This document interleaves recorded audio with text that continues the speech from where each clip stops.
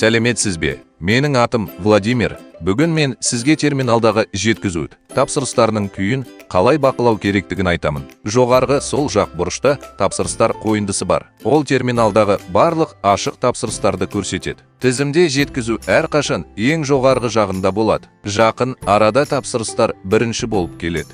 Негізгі бағандарды қарастырайық.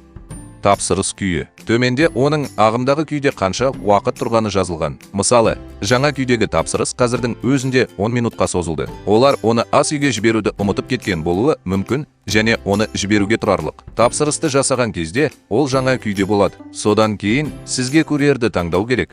Мысалы, Карина. Курьер тапсырыс беруге келгенде, оны тасымалдау күйіне келтіру үшін тасымалдау түймесін басыңыз. Параметрлерде тапсырысты курьерге тапсырған кезде фискалдық чек басылатынын көрсетуге болады. Сіз чекті қорапқа саласыз және клиент оны тапсырыспен бірге алады. Курьер тапсырысты жеткізген кезде оны жеткізілген күйге ауыстырыңыз. Әкімші тақтасында әр курьердің орташа жеткізу уақытын немесе әрбір чек бойынша жеткізу уақытын көре аласыз. Курьер мекемеге қайтып келгенде және клиенттен алған ақшасын бергенде тапсырысты жабыңыз. Келесі баған. Жеткізу уақыты. Таймер біздің жеткізу стандартының шеңберіне қалай сәйкес келетінімізді көрсетеді. Мысалы, бұл салаттар өз тұтынушысына жаңа ғана баруы керек еді. Мүмкін қоңырау шалып, курьердің сәл кешігіп қалғанын ескерткен жөн болар. Тапсырыс туралы мәліметтер. Мұнда сіз тауарлардың тізімін, чек нөмірін және тапсырыс түрін көре аласыз. Сіз сондай-ақ егжей-тегжейлерді ашып, егжей-тегжейлі статистиканы көре аласыз. Беттің жоғарғы жағында тапсырыстарды түрлері бойынша сүзуге болады. Мысалы,